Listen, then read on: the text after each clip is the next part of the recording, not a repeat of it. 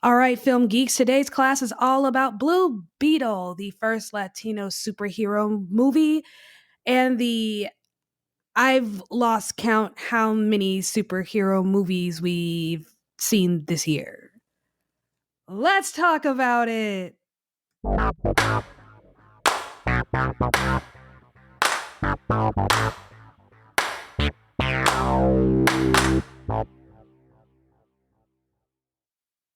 What's up, y'all? Welcome back to another episode of All Right, Let's Talk About It. My name is Savannah. I am your host. I do film reviews and film industry commentary. So, you are getting this episode a little bit late. I did kind of sort of forewarn you if you listened to the last episode. Not the last one, but the one before that, which was the Rachel Zegler episode. I mentioned that I would be traveling. And traveling by, I am not in New Orleans at the moment. I'm actually at my mother's home in the Carolinas. Actually, I'm sitting in her kitchen recording this. So, just another warning again, if you listen to the last episode, not the Rachel Zegler one, but the actual last episode, you might hear some noises. These are just sounds of the South. I don't really have soundproofing, and it's much noisier. The outside is much noisier here than it is in New Orleans. You know, the cicadas and the bugs and birds and whatnot. Very, very loud. It's something that I'm used to. I grew up with it, and I didn't really think of it as being loud until I actually started recording a couple of hours ago, and I realized there's a lot of extra noise. So if you happen to hear any of that, that's what that is. I don't know how to get rid of it. So if anyone is a sound engineer that can give me some pointers, let me know. That will be very helpful, or any kind of programs that can filter that out. But at the same time, I kind of like it. It's character. It's I'm Southern. Let's keep it. But we're talking about Blue Beetle. So I did see this last Thursday. So I went and drove down to the Carolina, drove up to the Carolinas, I should say, the next day. So that's why we're getting this a little bit late. Blue Beetle. Okay, so I'm not going to keep y'all super long. I don't really have a whole lot to say. I mean, what I have to say is, in detail like it normally is, but it's not a whole lot. And I'm just going to put a disclaimer out there. When it comes to these movies where representation is the center of gravity, it's almost like it's the whole point of the movie is representation. People tend to get very sensitive. So if you're one of those people who gets extra sensitive with respect to topics of representation, if that's what this film means to you, I'm warning you right now. I'm probably going to say some things you don't like. And by that, I'm not meaning that I'm disrespecting the idea of representation. I personally, we can talk about this another time. I don't care about representation. You know, I am a black female. Seeing myself on screen, I've never been that girl. I've never cared for that. It's not enough for me to see someone that looks like me. Just because we have a similar skin tone doesn't mean we have anything in common. It doesn't mean I can relate. That's always been me. So I am not one to care about representation, but I understand and respect that others do. However, I am not here to cater to anyone's feelings. I'm here to give you an honest review, my honest take on this movie, which means that if representation is important to you and that is why you are gung-ho about this movie, I'm forewarning you now, I'm going to hurt your feelings. I'm going to say something that's going to upset you. So here's your exit. You're free to go. You're not going to hurt my feelings, but I'm just going to let you know. I'm going to be real here. And I don't have a whole lot of positive things to say about this. So here's your exit. You're not going to hurt my feelings. But other than that, let's get into it. Okay, so Blue Beetle came out this past weekend, directed by Angel Manuel Soto. Stars, and please forgive me, I'm probably going to be mispronouncing some names. It's been a long time since I've been in a Spanish class. While my pronunciation in Spanish class is something I took a lot of pride in, I've worked very hard at it, but it's been a while. So we have this movie being led by Xolo Maridueña. We also have Adriana Barraza, Damien Alcazar. I love him, by the way. He was in Prince Caspian, but that's neither here nor there. El Padilla Carrillo, Becky G, who plays the voice of the kind of voice of the thing that in the AI that is the Beetle, Kajida, Bruna Marquezine, Raul Max Trujillo, Susan Sarandon, George Lopez, Belissa Escobedo, Harvey Guillen. So a nice packed cast. There's a lot here. A couple of names that I do recognize. Sholo is new to me. Obviously, we know Susan Sarandon. She's a bit of a legend in this industry. She's been around for a very long time. Becky G is, singer. That's what I mostly know her as, but I know she's been in a couple of films. I think she was in the Power Rangers remake. I didn't see it. I was talking earlier about people being sensitive. I'm very nostalgic. I'm not interested in a Power Rangers remake. I have the original. I saw it twice in theaters. I have the DVD. And never mind. I'm getting into random things. So yeah, I know she was in the Power Rangers remake, and I know she does music, but she is, kind of crossing over a bit into the film world, and she does some voice acting here. Damien Alcazar, I'm very familiar with, but everyone else is kind of new to me. Now, where to even begin here? Now, again, I'm not going to keep you here super long. This movie was very much hyped up, and it's kind of sad the way things played out because there was a little bit of hype coming into this movie, but then the writer strike and then the actor strike happened. And the problem with the actor strike with respect to this movie is that this movie is unique in that it is a Latino superhero. This is something that hasn't been done before in either the Marvel universe or the DC cinematic universe or extended universe, I think it is. And it's new. It's different, kind of like how Black Panther was new and different. But then we had this actor strike kind of happen when promotion for this movie should have been crucial. So once that actor strike happened, no one can promote it. And when I say no one, I mean the actors. The director and the producers and the production companies can definitely push it out to promote this movie, but no one can promote it. Not even people like me who are, social media content creators. I just do film reviews and film critiques, and that's not considered struck work. But if I were to, let's see, this is Warner Brothers, right? If I were to sign a contract with Warner Brothers to promote said film, that would be considered struck work. That could cause a lot of problems for me. Now, I have no intention of joining the SAG-AFTRA union, but there is a community on this, this sphere of film content creation. It can cause issues. So no one can promote this movie, not the actors and not even random people on the internet. We can't promote this work. Warner Brothers can't even reach it. So there's a hope and a prayer and crossing fingers that this movie will be seen, that people will remember from however many times ago they saw the trailer either on social media or at the theater, that they will remember that this movie exists and they'll come out to see it. So it sucks. That part really, really sucks. Because I remember it was the lead actor I remember seeing the video on Twitter where he was asking people to still, do what they need to do to promote the movie. I don't think he really realized like what our limitations were as far as just the general public, which is, the whole thing is irritating. But yeah, the movie, it looks like, is going to probably break even, but it's going to be a bit of a slow crawl. It had, I would say, an underwhelming weekend. I think it debuted at like 25 million, which is not bad, but is not good for what this movie needs to really stick, if that makes sense. And I don't know if the movie in and of itself is good enough to stick. I'm going to be real here. I don't think this is going to be memorable of it, any kind of memorable.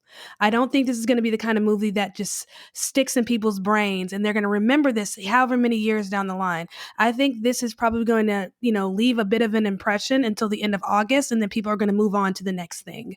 And I think part of that is the movie itself is kind of lackluster in terms of the quality of the film, and also because superhero fatigue. We've heard this phrase before, right? Superhero fatigue, where people seem to be getting tired of superhero movies because we have Marvel, it seems, pushing out anywhere from 3 to 5 Marvel films a year.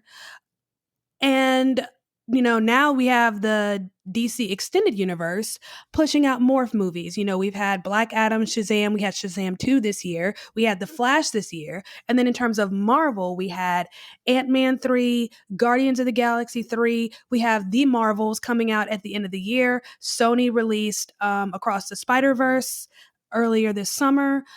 There is fatigue. People are tired. It's not, nothing seems to be changing in terms of quality. Now, Across the Spider-Verse was definitely different because this is an animated film, and the animation in and of itself is relatively different. It's kind of new.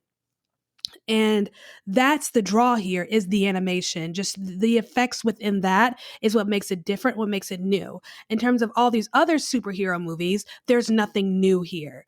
There's never anything new. It's like they can't figure out how to set these movies apart. We're just seeing the same things over and over and over again. And I don't think Blue Beetle does anything different. The only thing that's different here, I think, is just kind of the base story, which is family.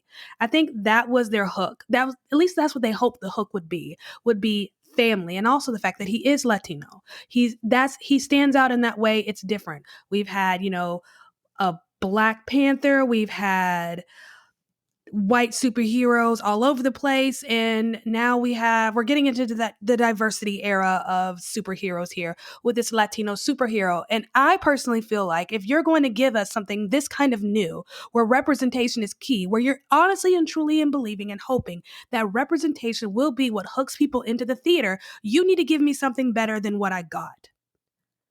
Now, again, I don't care about representation. It matters not at all to me, especially when you're giving me something that's mediocre in value. And I'm sorry, I'm not saying that you will not enjoy Blue Beetle.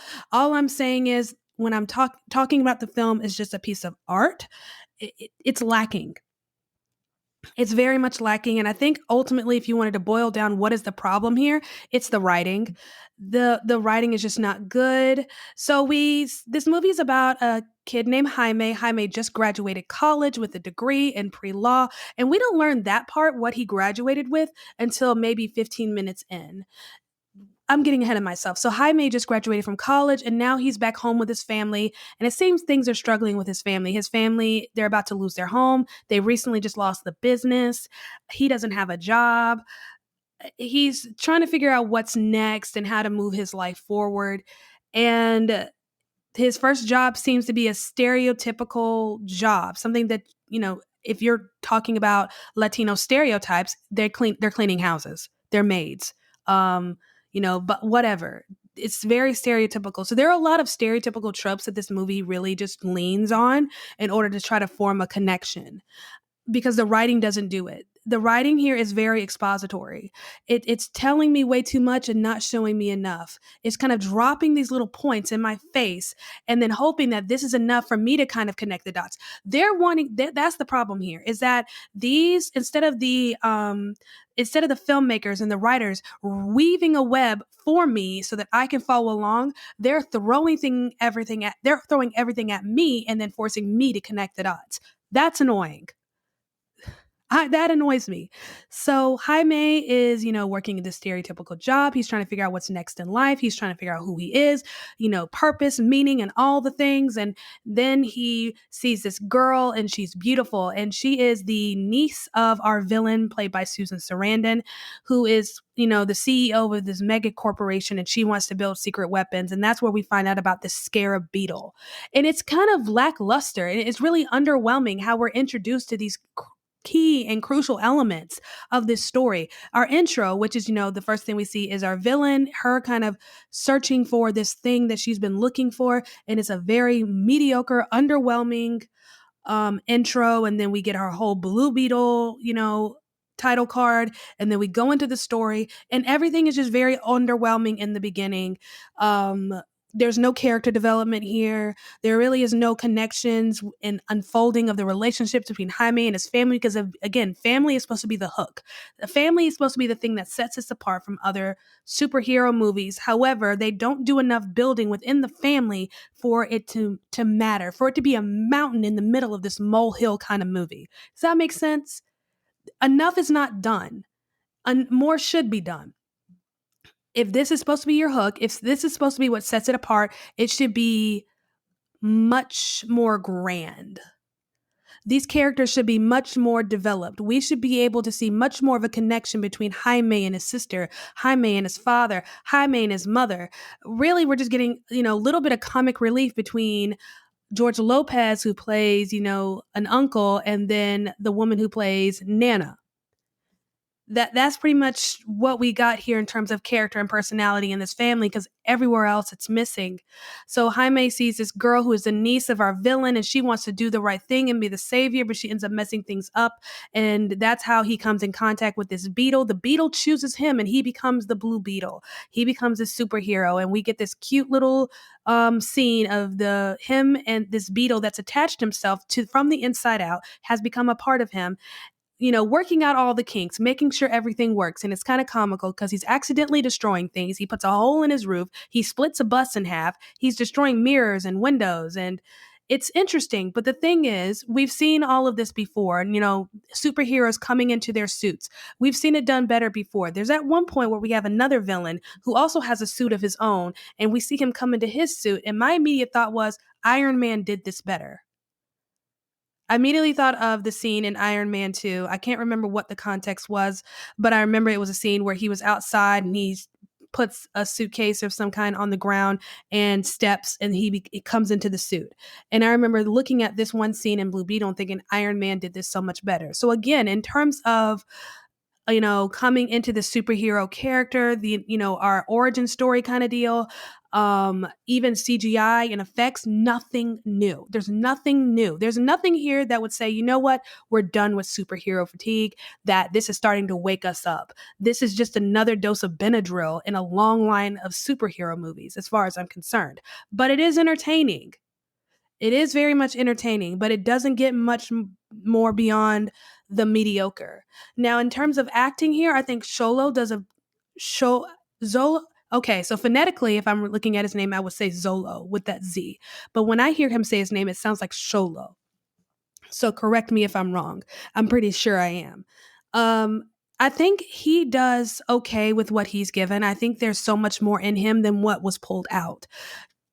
The way I described him on my TikTok, I was like, he's, basically like a television host. To me, it's almost like he's a guide on a roller coaster ride. Have you ever been to like, Disney World or Universal, and you've ridden one of those rides that's on a riverboat and you always have the guide at the beginning? That's kind of what his personality reminds me of. It's not so much that he is the ride, but he's just kind of taking us along for the ride. I feel like he really gives the most in this movie, and no one else is there to back him up. And I've seen this quite a bit this past year in a lot of movies, where it seems like we have one actor who seems to be doing all the work and no one else is putting in the effort. It's like a group project from high school where you have one person who does everything and everyone else who just kind of signs their name. That's pretty much what this is here. Jaime is our star character, and we get a lot from him. He's a wonderful actor. I would love to see him in other things. I think he has an incredible a career ahead of him, but no one else really puts in the same amount of effort that he does.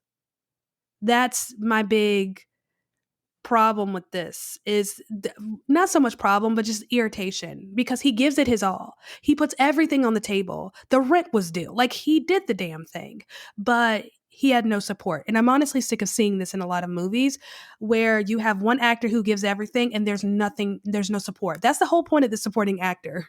That's one of the points anyway, is to help kind of mold and build the story and kind of help that main character grow, move, and none of that. He does it all on his own. And at times he looks a little tired. Bless his heart, because I think he has so much potential and so much in him that give him the right writer, give him the right director. He's a star in the making. I would love, love, love to see more from him. Love to see more from him. I can see the potential. As many issues as I have with this movie, I could see his potential, and I am dying to see more from him. So the writing is okay. No, the writing's not that great. So the writing's not that great. The acting is not that great, except for our lead. Again, he pretty much carries the whole movie, which he shouldn't have to. This is supposed to be a family movie, right? The special effects are pretty boring. We've seen this 1,000 times. Disney is getting lazy, and now WB is getting lazy when it comes to special effects, and not putting in the time and the effort to give us something better than what we have been getting. It was we've seen it before. I expect, if you're going to give me another superhero movie, then give me that, that grand suit reveal better than the last.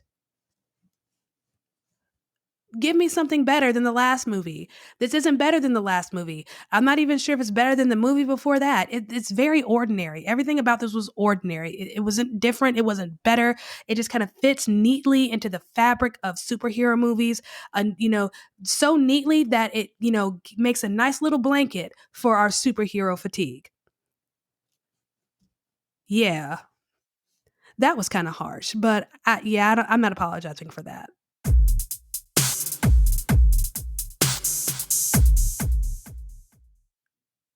All right, parental units. This is the part of the review where I answer your big question: is this appropriate for my kid? Now, whenever I do a review on a family film or something that might be kid film adjacent, I tend to get a little to a lot of backlash from people, basically saying the same thing. It's a kids movie. Why are you taking it so seriously? Like, I treat every movie the same. Like, every movie is a work of art wanting to be some kind of quality. And believe it or not, all of these filmmakers and production companies look to film critics to really get a gauge on what they did right and what they did wrong. That's why what we do is important. It's not so much for you, though I know many of you do enjoy it, and I'm glad you do. I'm so happy you're here. Don't take me as me saying like I don't care that you're here or not. No, I do care. But the real important work of what film critics do really is for the studios to hold them accountable, to make sure they put out quality content for you. Does that make sense? So, when it comes to the rating system, because this movie is rated PG 13, just a quick little side note, you can go to filmratings.com. This is not sponsored. I just think it's important information, especially for parents. Now, there are websites you can go to that can give you kind of a detailed list of whether or not this movie might be important, appropriate for kids, what themes might be present, da da da da. Um, yeah, sure. But in terms of why a film is rated the way it is, there is a website you can go to, filmratings.com. It's the Motion Picture Association of America's website. They have been rating movies since 1968. Now, I've mentioned this before, but film ratings are not mandatory. A movie does not have to be submitted for rating, it does not require one. However, if you want your movie shown in one of the major theater houses or in one of the major theater chains like AMC, Regal, Cinemark, so on and so forth, a rating is to your benefit because a movie theater does not have to accept showing your film.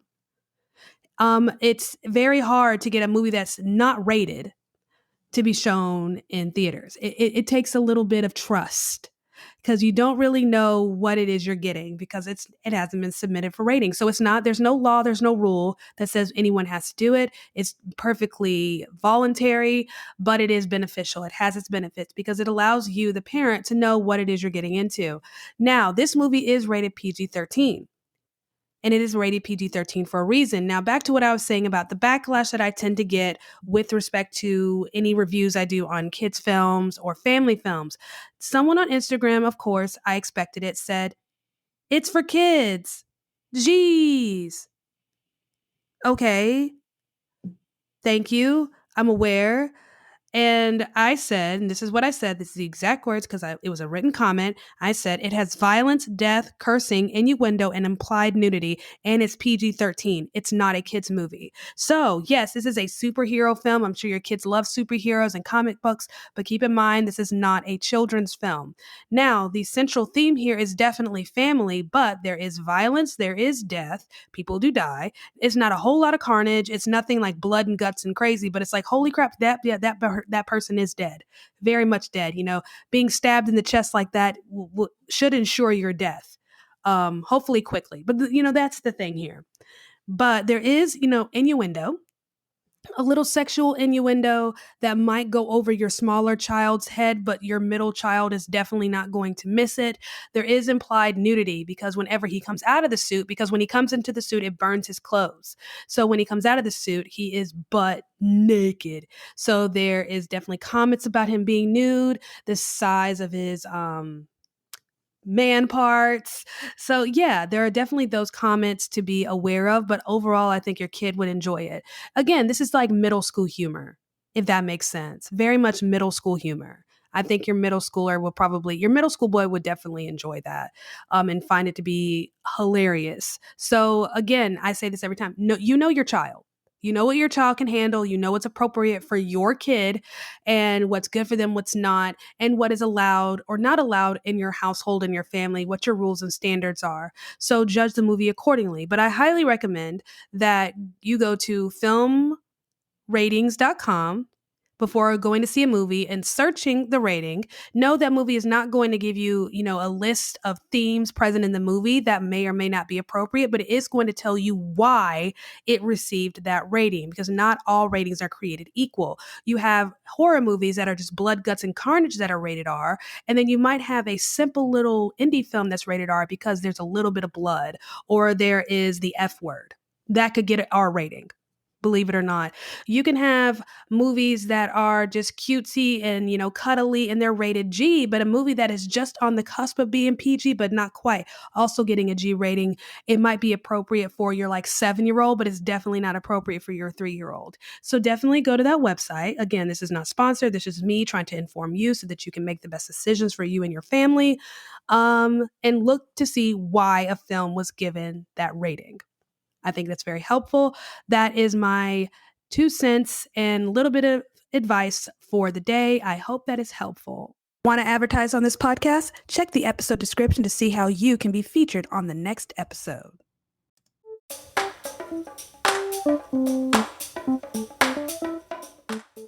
Thank you so much once again for listening to me rant and rave about another movie. So to sum it all up, that was Blue Beetle.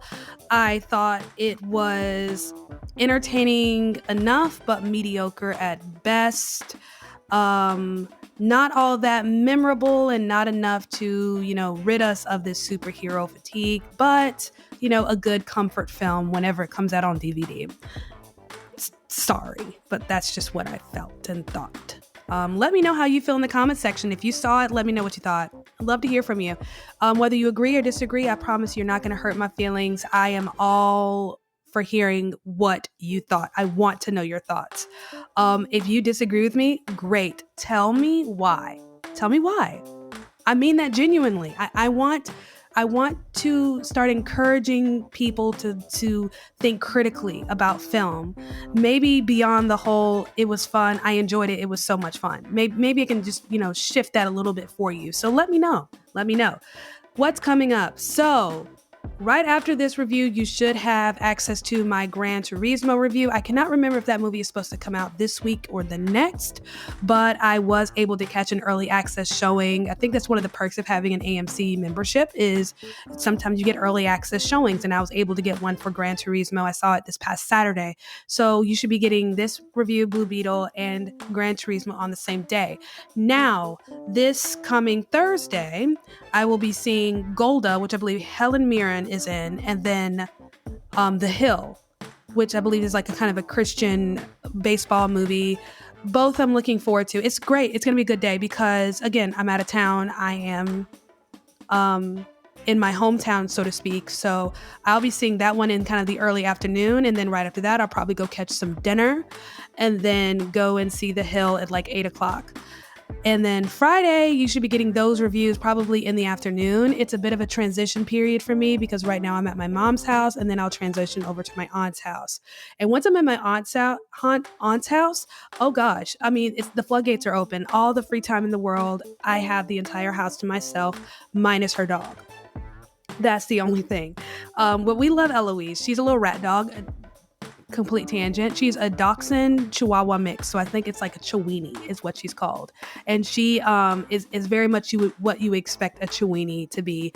Feisty, thinks she's like 1,000 pounds, but she is like the size of my forearm, and cuddly, very cuddly, loves to just be wherever you're at, all up in your lap. Like she's kind of a cat at points, but so yeah, I'm looking forward to the quality time with her because it's been a while since we have seen each other. So yeah, expect those reviews for Golda in the Hill sometime Friday afternoon. And then I'm just hitting the ground after that. And I have so many things planned for the next couple of months. I can't wait to really just dig in and dive in, play a little catch up because remember, July was a bit slow for us. And then also get ahead. That's what I'm looking forward to the most is getting ahead of some things. I want to bring y'all more content, and I'm trying to figure out fun and inventive ways to do it, especially for my YouTube fam.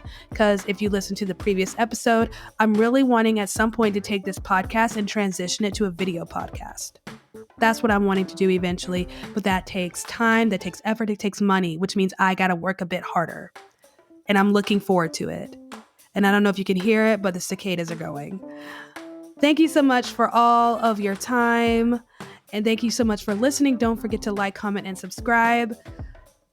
I love you. Let me know what you thought in the comments. And I will see you next time.